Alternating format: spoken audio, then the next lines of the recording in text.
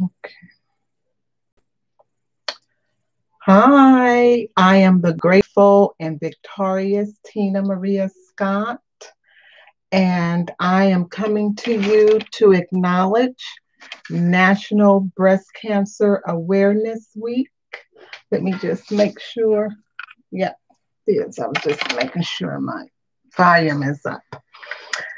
And so I come to this is week number 4, the last Sunday of October 2020.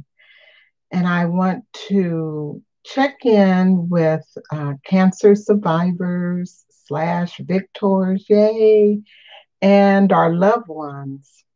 And so today I want to share some tips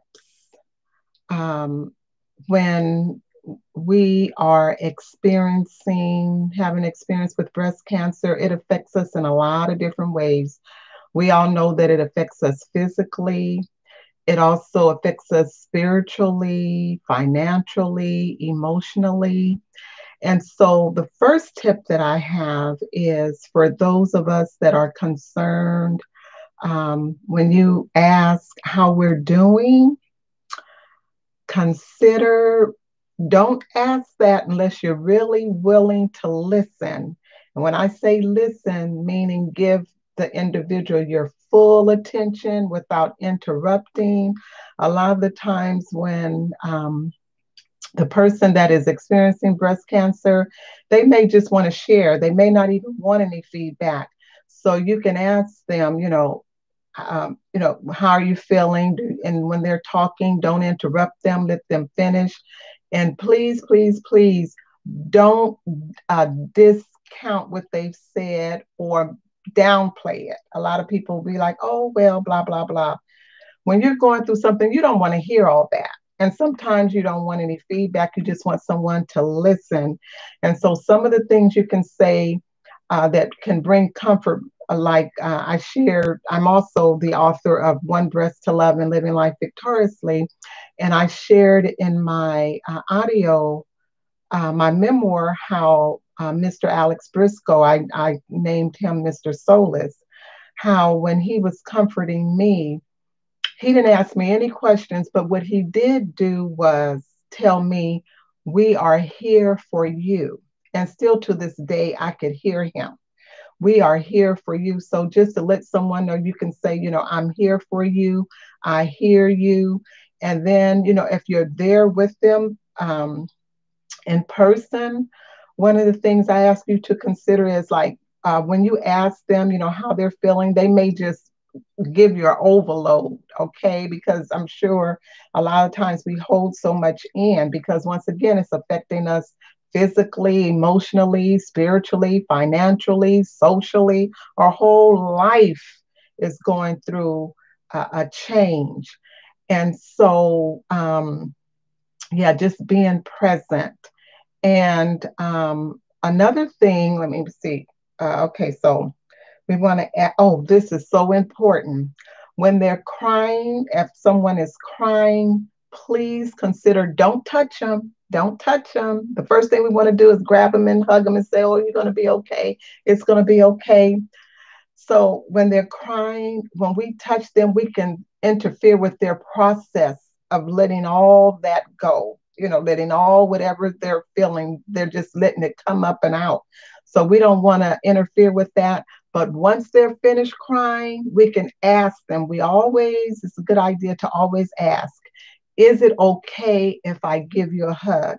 Sometimes they may not feel like being touched.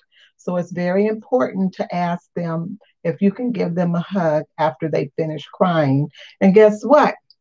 If you feel like crying, you can cry too. Yes, you can. Listen, when our loved ones are going through something, it's not just them that's being affected, it's everybody that loved them. Yes, we hurt. We hurt seeing them go through the different things that they're going through on their journey. And so one of the things, and then I'm going to say goodbye. I want to share one more thing that really touched me is my coworker at that time, John. I received many calls while I was off during my journey with breast cancer. I actually had my left breast removed. And so while I was off recovering, I got a telephone call from John. And he says, Tina Maria, how are you doing? And I said, oh, I'm wonderful. And he says, no, how are you really doing? And when he said that, it was like, oh my God, because I'm good for saying, oh, I'm wonderful, it's good, it's great, and just go on. But he stopped me and he says, no, how are you really doing? So once I got off I told him how I was really doing. I shared about some of the physical discomforts that I was experiencing, and he listened. And once I got off the phone with him, I cried. I cried tears of appreciation because he heard me, he felt me, and he didn't let me get away with saying, oh, I'm wonderful. No, he says, how are you really doing? So I am the grateful and victorious Tina Maria Scott. I do have my book, One Breast to Love and Living Life Victoriously, on my YouTube channel. There's 11 chapters. They each come with a encouragement video. And then I also have some victorious thought videos that I have. So please go to my YouTube channel and check out some more of my videos. And I trust that you will be inspired. And last but not least, I would like to say the third week of October has been acknowledged as Male Breast Cancer Awareness Week, and the 16th of October has been acknowledged as Mammogram Day. So for you women, us women, that, yeah, I still go and get a mammogram for my right breast. So we need to make sure that we have our mammograms done and do our monthly self breast examinations. Men too, do your monthly breast self examinations. Okay, I am the grateful and victorious Tina Maria Scott. I trust that something I said today has touched you, opened up your heart just a little wide longer, just a little wide, just a little bit wider. And remember to go out and reach out and touch somebody's hand. And when I say that, that means like you can call them, text them, email. I know email is way back, but yeah, I still email. So however I prefer the telephone, but let's reach out to one another. Okay. All right. So take care, and please check out my YouTube channel, Tina Maria Scott, author. Goodbye for now.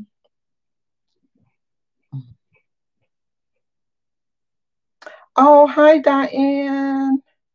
Diane came on, my friend, my dear friend. I talk about her in one of my chapters. I was going to say goodbye, and I looked over here and saw that she's in the chat box. Hi. She was so kind and loving and supportive during my journey. Just love her. Okay, goodbye for real this time. Okay. Okay.